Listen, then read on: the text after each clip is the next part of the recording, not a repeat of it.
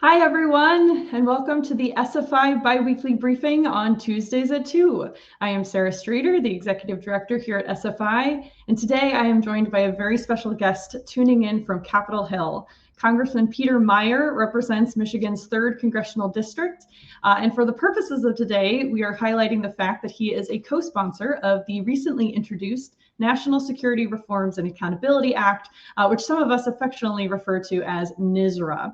Welcome, and Congressman. Thank you so much for being with us today. Thank you for having me on. It's an honor to join. Wonderful. Congressman Meijer, we are hoping that you could briefly recap what you think the most important elements of the National Security Reforms and Accountability Act are, and why you decided to take a leading role on this issue.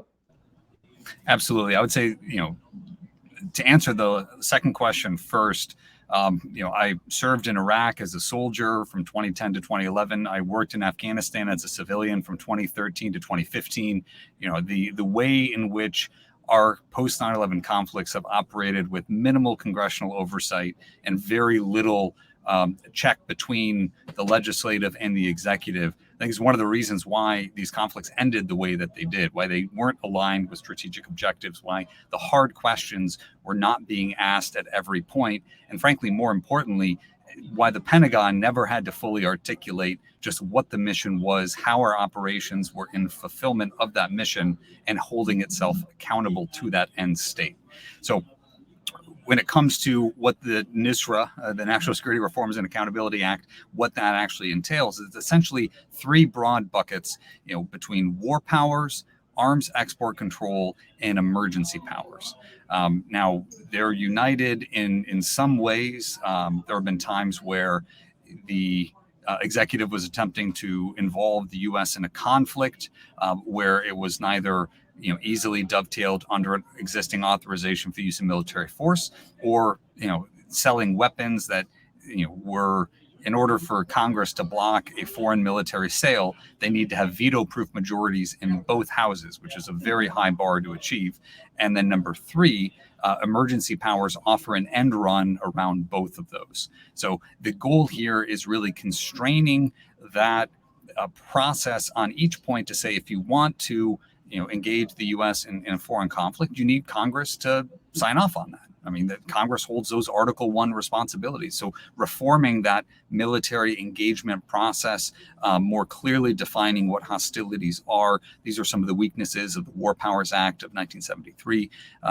But then also when it comes to authorizations for use of military force, making sure that they have a defined end date, so that we're not just in perpetual conflicts. If we're going to continue to send American men and women into harm's way or continue to be involved in a conflict, Congress needs to be okay with that. I mean, that is not an impossible hurdle. And frankly, members of Congress, if they're voting, to continue engagement, they are taking on that solemn consequence. And again, will hopefully exercise more responsibility and just, discipline and care in exercising that. And then when it comes to arms export controls, again, shifting it from, the president can do whatever they want, except if you get veto-proof majorities to oppose it, to if the president wants to do overseas sales, with some of our allies being exempted, we need, simple majorities in both houses to pass that. And then if you want to be engaged, if the president wants to declare an emergency, there's a period after which Congress, again, needs to affirm it. Congress is the most accountable body to the American people. Getting that kind of real-time check also prevents us from having emergencies that are open-ended and just sit on the books. Similar to the authorizations, the use of military force that are out there, I call them kind of zombie AUMFs. Somebody could resurrect them from the dead and use them to do an end run around the legislative process. Emergency powers as well. We have several emergencies on the books from the 1970s. Right? I mean, they may be defunct, but that's all the more reason to wipe them off the books. So again, any action that's being undertaken, the executive has to have a legislative component.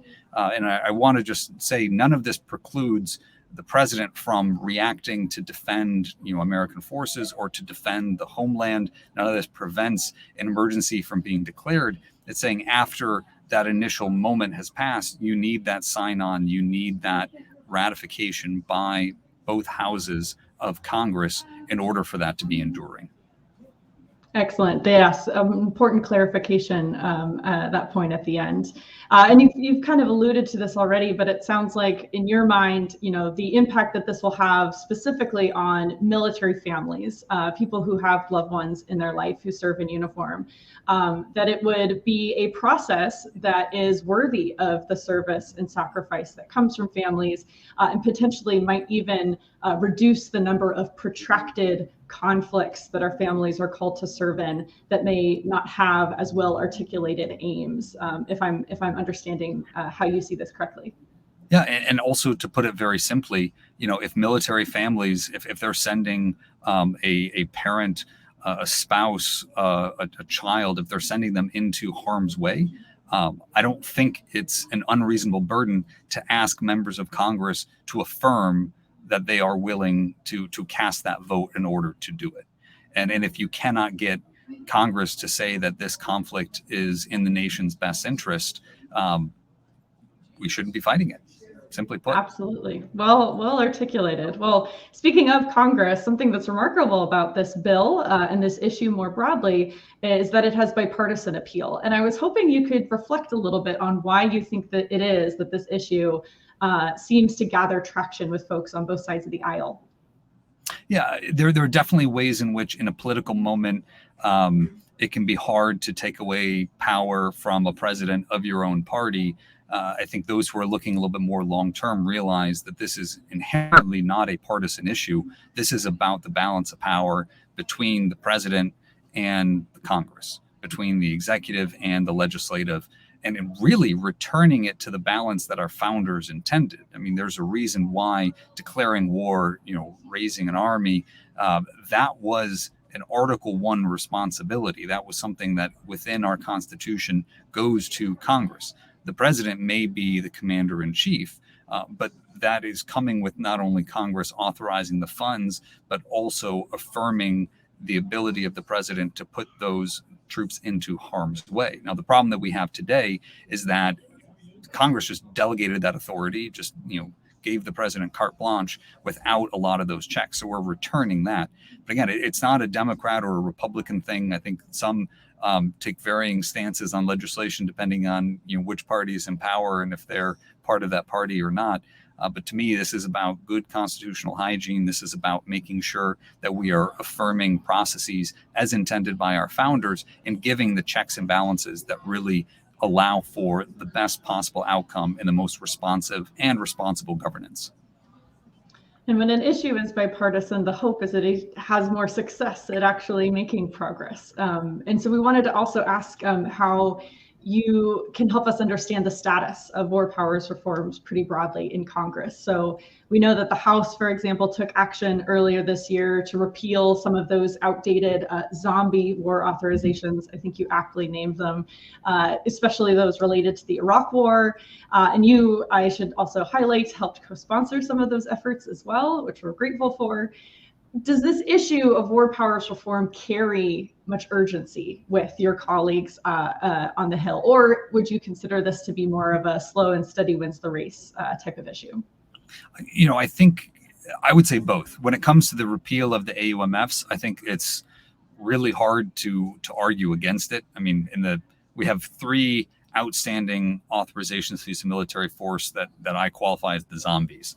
The 2002 that underpinned the second war in Iraq, the 1991 for the first Gulf War, and then the 1957, which was never acted upon, but Eisenhower wanted just in case he needed to send forces into the Middle East to fight the commies. So I led and wrote the bill to repeal the 1957. My colleagues, Abigail Spanberger, was involved in the 1991, and I believe 2002 was Barbara Lee. All of those passed the House. I think we're expecting the Senate to probably take up the repeal of the 02 and the 91, and then hopefully I can get on the unanimous consent calendar of the 57. But when it comes to the National Security Reforms and Accountability Act, this will be a longer fuse effort. It involves multiple committee jurisdictions between rules, between foreign affairs, armed services, and that's just in the House. And then obviously in the Senate, it also has to go through various committees. So that'll be a long-term process. I expect that those pieces will probably pass individually rather than as the collective.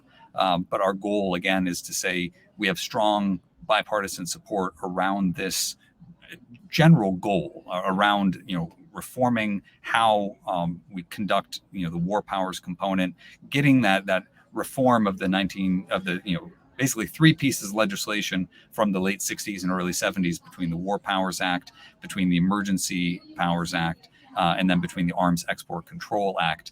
All of those were crafted over 50 or just around 50 years ago. And so it's time for that renewal. Though, again, this will be a slow and deliberative process, because it's also important as we're going through, just like what we did around the authorizations for use of military force, that you engage outside experts, many of whom, have been involved in helping us better, whether it's law professors or historians, better understand the basis, but also having those conversations with other members so they both understand how we arrived here, what the current problems are, and then how this is a wonderful way of addressing and fixing those issues.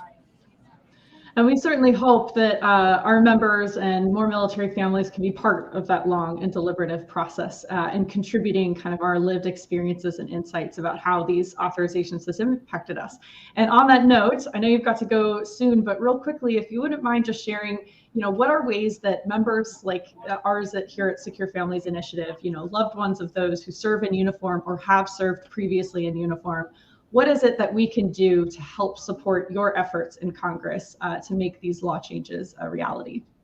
Absolutely. Well, reach out to your members of Congress in your district, reach out to your senators, tell them that this is an issue that matters to you, that you want to make sure we don't repeat the mistakes of the past, that you want to make sure military families, if they're going to be sent into harm's way, if they're going to be making that sacrifice, whether that's the ultimate sacrifice or just those, birthdays and holidays and experiences missed, that it's something that Congress is affirming, that Congress is involved, and that Congress is operating in a responsible and deliberate way, rather than just letting the president do whatever he or she wants. I think making sure that point is raised, that you want accountability, you want responsive governance, and you want Congress to have the say that our founders intended.